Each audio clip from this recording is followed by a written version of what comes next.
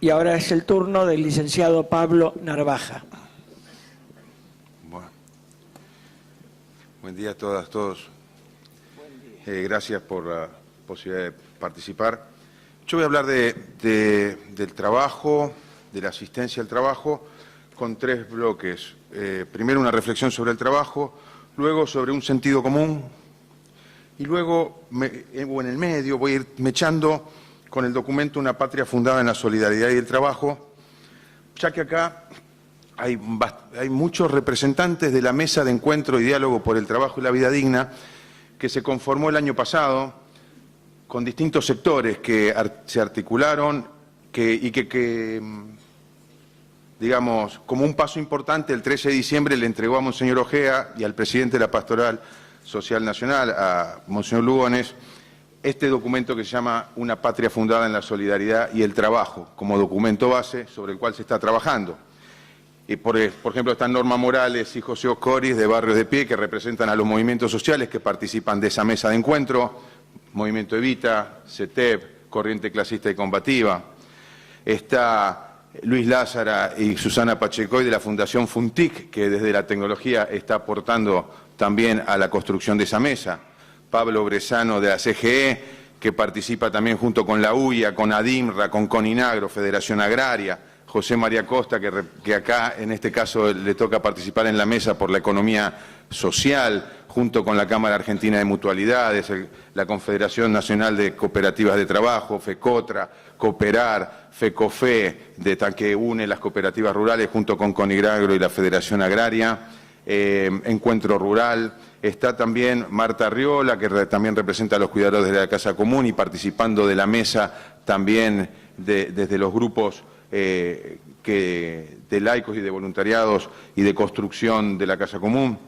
Está también Beto Vincenzi, que representaría en este lugar ahora de la mesa al movimiento de los trabajadores organizados, a la Corriente Federal, el Frente Sindical para el Modelo Nacional, la CGT, la CTA Autónoma, la CTA de los Trabajadores, que forman parte de la mesa. Está Mónica Lerose, la he visto, que de la Federación de Círculos Católicos de Obreros Católicos también están participando en la mesa.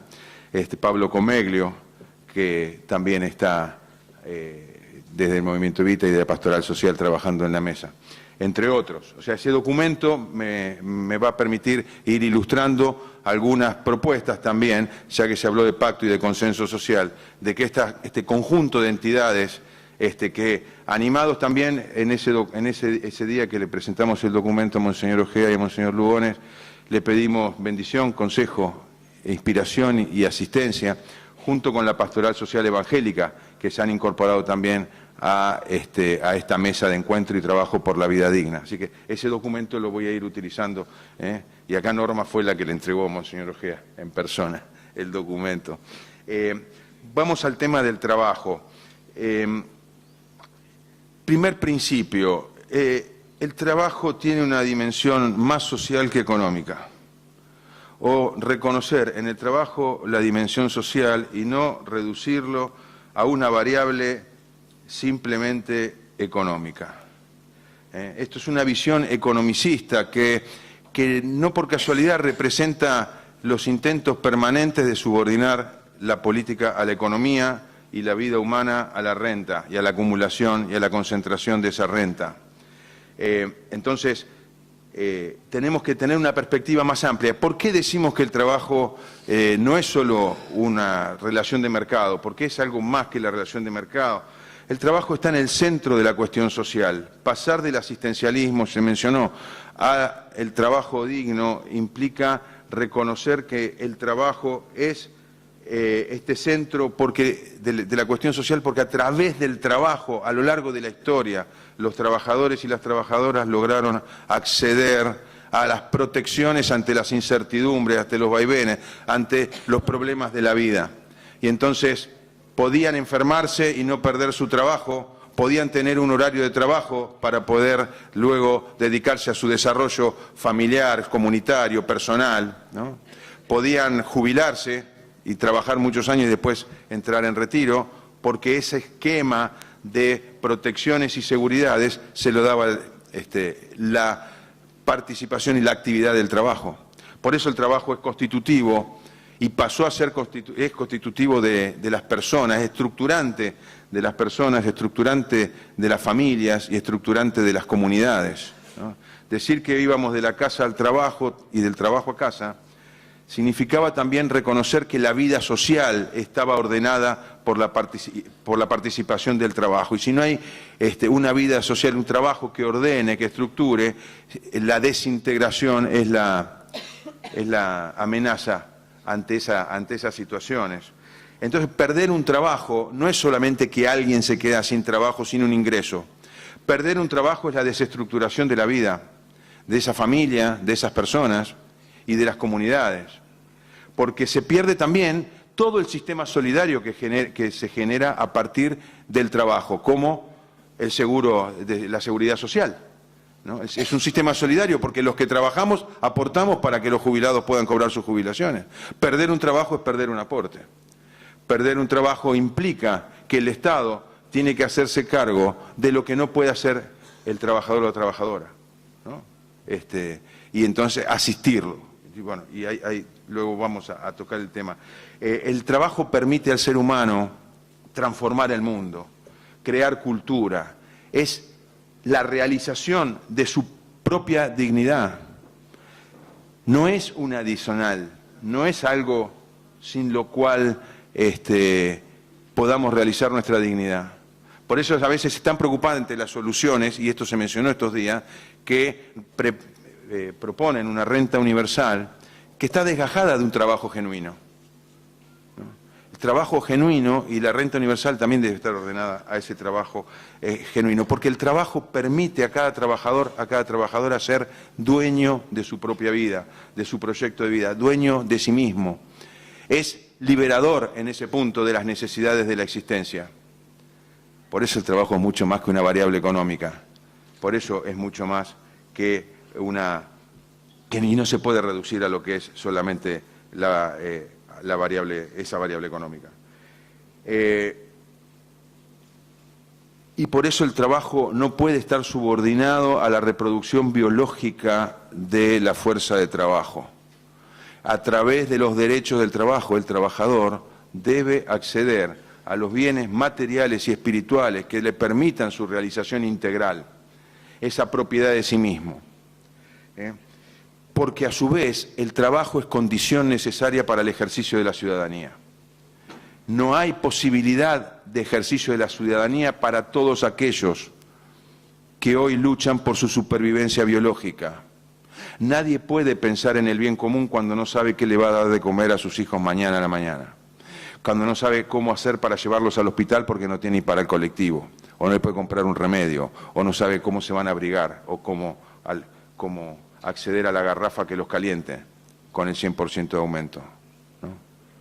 Y esto es central. No podemos desgajar tampoco esa dimensión estructurante de la comunidad que produce el trabajo, sin esa posibilidad de fortalecer esa democracia que se basa en la participación ampliada a través de distintos canales. Cuando volvemos del trabajo a casa, tenemos la posibilidad de ir a la sociedad de fomento, a los centros comunitarios, a las organizaciones libres, a la biblioteca popular, a los clubes, a las unidades básicas, a los comités, a donde fuera, a pensar el bien común. Y así hacían nuestros padres cuando iban a la sociedad de fomento a ver cómo traían el agua, cómo traían el asfalto, cómo traían el teléfono. Y pensaban en el bien común porque tenían la vida resuelta y eran dueños de sí mismos. Y no dependían de nadie para poder vivir, sino de sus propios brazos, de su propio esfuerzo, de su propia cabeza. Y eso es el trabajo. Entonces, la reducción economicista del trabajo implica caer en la lógica rentística. Y pareciera hoy que el trabajo es la causa de la pérdida de ingresos de las empresas. Y por eso necesitamos generar reformas laborales que retroceden en la realización de los derechos de los trabajadores, como si esa fuera la causa de que no vienen las inversiones. Entre el año 2013 y el año 2015, hay un libro de Halliburton que le recomiendo, las grandes corporaciones internacionales ganaron más en dólares en Argentina que en sus países de origen. Y hoy los bancos, que han sido uno de los grandes ganadores de este proceso económico que estamos viviendo, están echando gente y no están perdiendo dinero, ¿no? También sería discutir que echen cuando pierden, cuando ganaron tanto tiempo, pero no están perdiendo dinero. El problema de la renta es que es insaciable. El problema es la financiarización de la economía generada por los procesos de globalización financiera, que quiere siempre más y sos mejor cuanto más ganás. No importa sobre la base de qué sacrificios humanos injustos se basa esa ganancia. Porque las grandes empresas se deben a sus accionistas que tienen metas de renta y eso rompe la integración social porque genera desempleo. Porque se echa no para no perder, se echa para ganar más. Y esa es la lógica rentística. Cuando me tocó estar a cargo de la Secretaría del Consejo Nacional de Educación, Trabajo y Producción, Daniel estaba ahí, teníamos discusiones y algunos sectores planteaban, necesitamos más torneros, ¿no? Y decimos, pero hay taxistas que están trabajando de torneros. Digo, ¿por qué necesitan torneros? ¿O ustedes necesitan torneros de 500 pesos? ¿No? Hay una lógica de salario bajo para promover las ganancias y esta acumulación de la renta. Por eso la economía y la política debe orientarse al bien común y a la promoción humana y no a la promoción de esa renta, que es consecuencia, no se dice que pierdan, se dice ganar razonablemente, ganar con justicia, no a costilla del hambre y el padecimiento de las familias, de los trabajadores y de las trabajadoras. Por eso las relaciones laborales no pueden estar regidas por el mercado, ¿no? Ya en el siglo XIX, Gustavo decía, hay muchas cosas que nos hacen acordar al siglo XIX, con la primera irrupción tecnológica en el mundo y en el mundo de la producción, como la máquina a vapor, luego la máquina eléctrica, con las tecnologías organizacionales, ¿no? Fue salvaje. Y la respuesta primera que dio el liberalismo o los pensadores liberales es que la pobreza era culpa de los pobres, porque nosotros escuchamos, hay reverberancias todavía en nuestro país, lamentablemente, ¿no? Son vagos, mal entretenidos, imprevisibles, no se cuidan a sí mismos, no les importa nada, hasta que apareció el pauperismo para explicar que la pobreza era resultado de las condiciones de producción. Y antes, y hoy asistimos a los mismos procesos de delegación en los individuos de su propia salvación.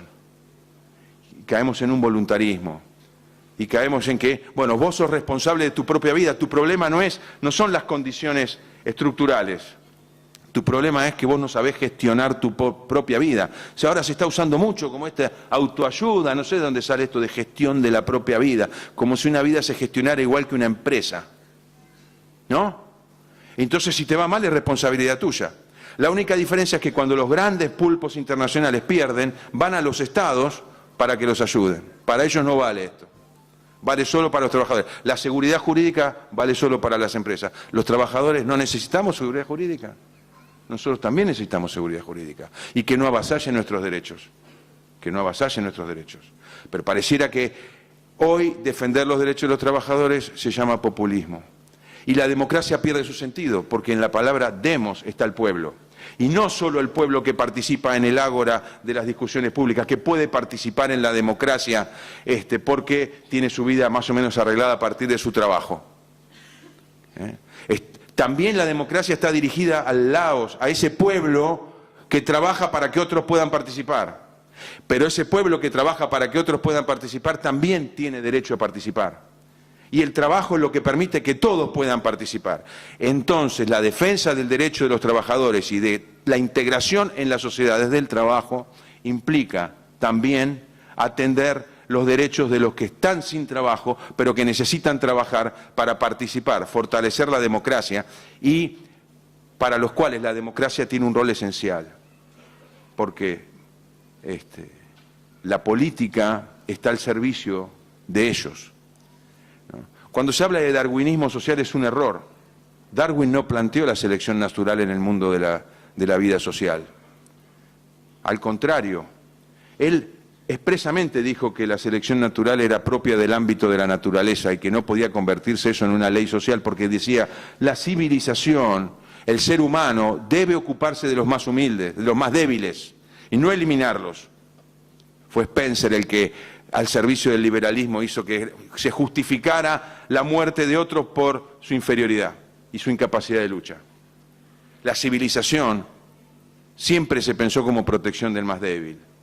Simplemente la subordinación de ciertas ideas a la legitimación de relaciones de poder y de dominio son las que nos llevan o nos llevaron a que haya una gran porción del pueblo con imposibilidad de participar. Por eso es tan importante la organización, porque la organización del pueblo que quiere trabajar y no lo puede alcanzar no por sus propias ineficiencias, sino en su gestión personal, sino por las condiciones estructurales de un modelo económico tecnocrático, esa organización permite que haya una presión y una relación de fuerza para poner la democracia al servicio del pueblo, que es el objetivo de la política, el objetivo de la concepción de democracia. Pero hoy eso es populismo, porque la tecnocracia se ha apoderado de las democracias. Parece que está bien que el fin de la vida es el equilibrio fiscal. Y como saben todos los biólogos, el mejor equilibrio finalmente se logra con la muerte. Y el fin de la democracia, el equilibrio fiscal, lleva a la muerte. Segundo tema, el sentido común.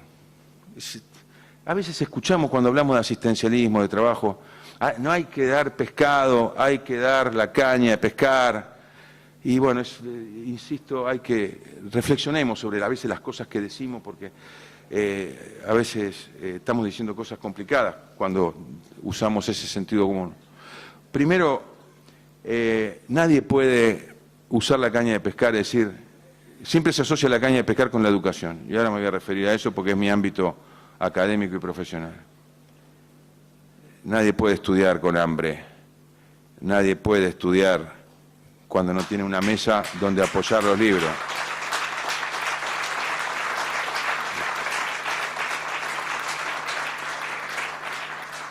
Entonces, la asistencia social que se asocia al pescado es permitir el acceso a los bienes inmediatos, aquí y ahora, a alguien que necesita esos bienes para poder vivir. No hay racionalidad, no hay racionalización que valga. Esto es directo, es una interpelación directa a cada uno de nosotros, en el nivel individual, a nuestras comunidades, a las organizaciones y al Estado.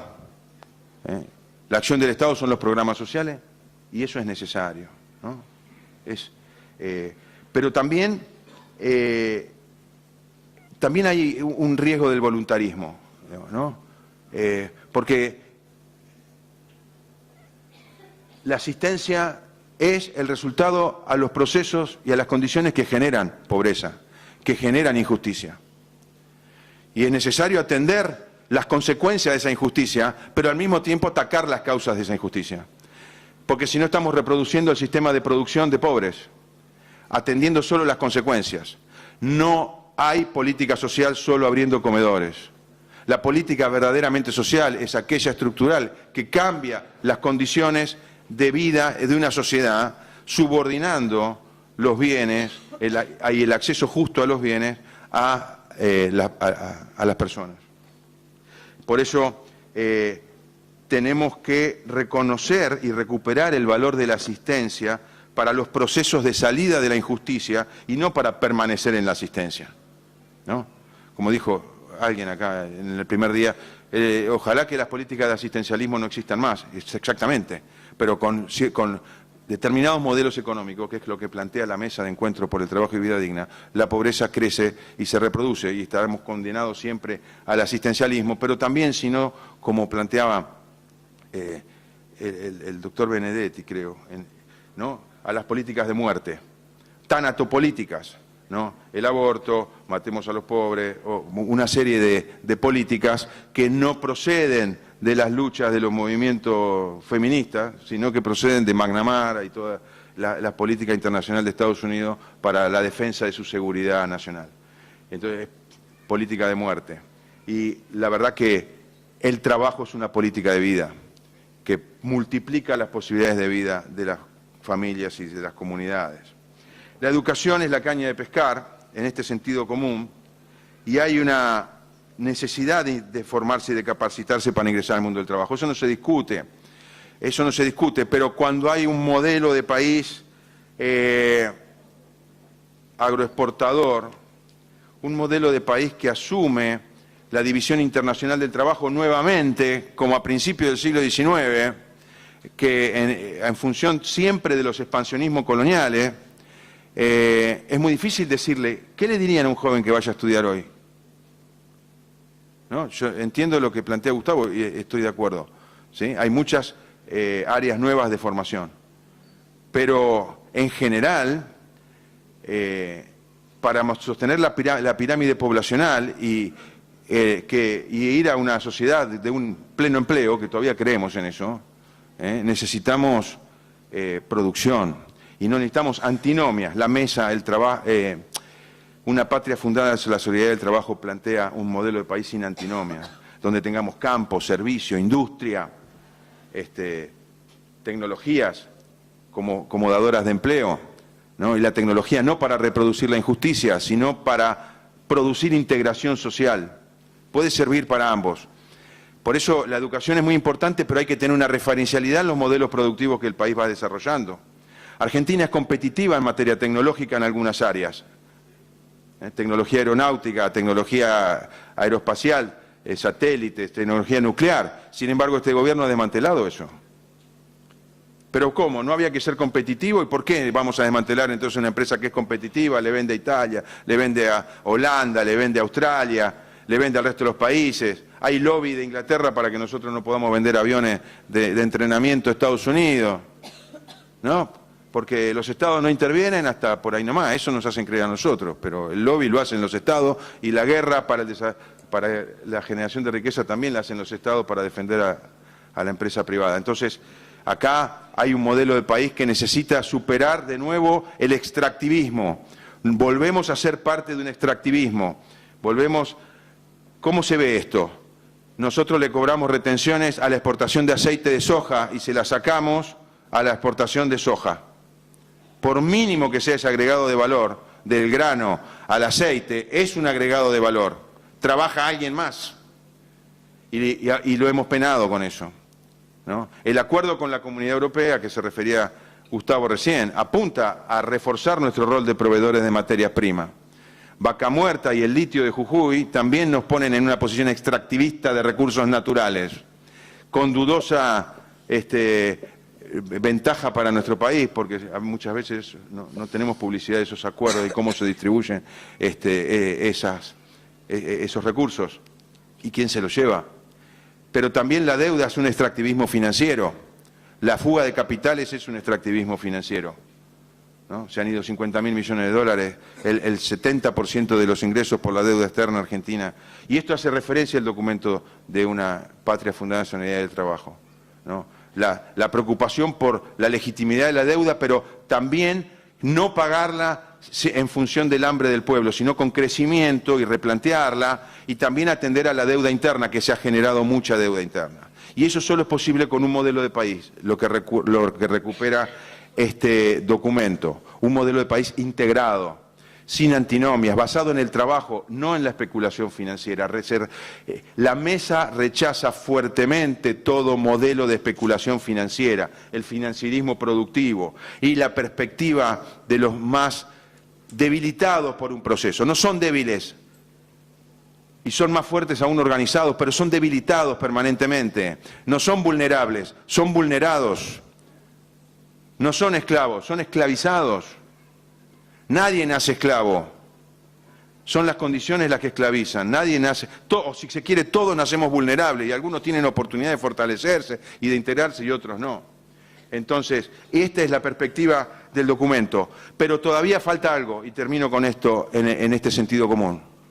¿De qué sirve pescar cuando el modelo económico no garantiza pescados en el río? ¿Qué caña le voy a dar a alguien si no se puede ni pescar? Si no hay nada para pescar. El proyecto político es el que garantiza que haya peces en el río.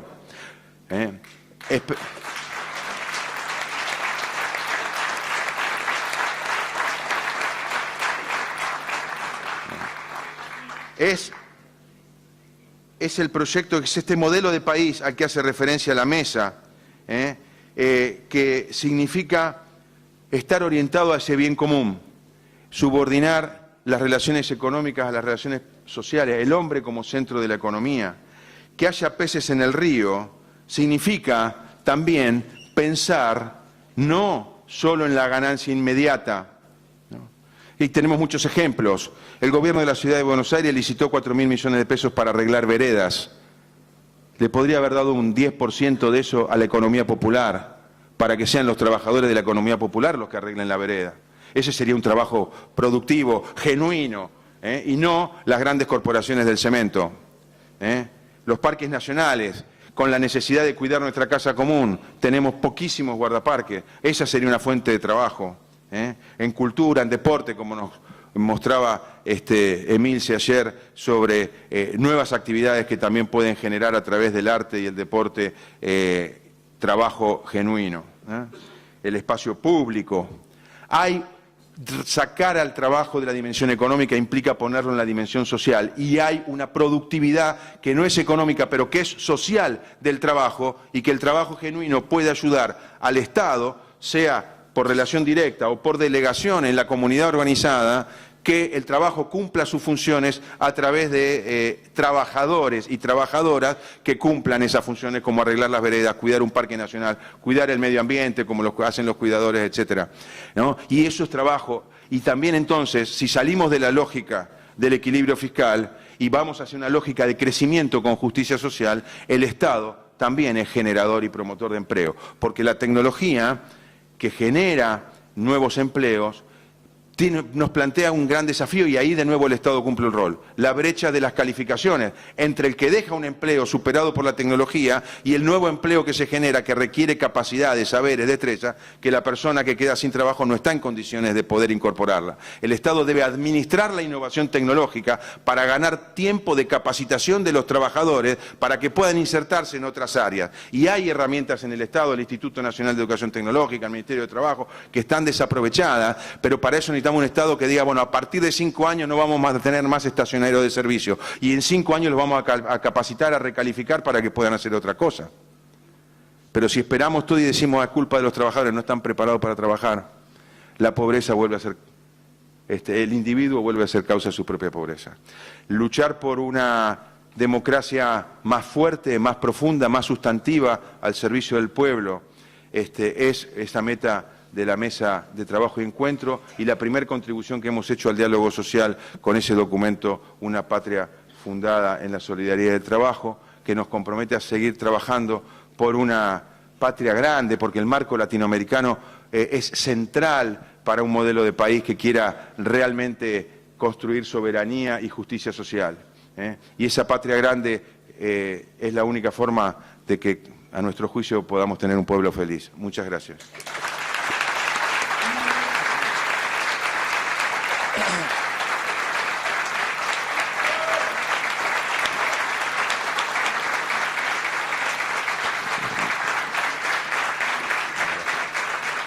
Muchas gracias, Pablo.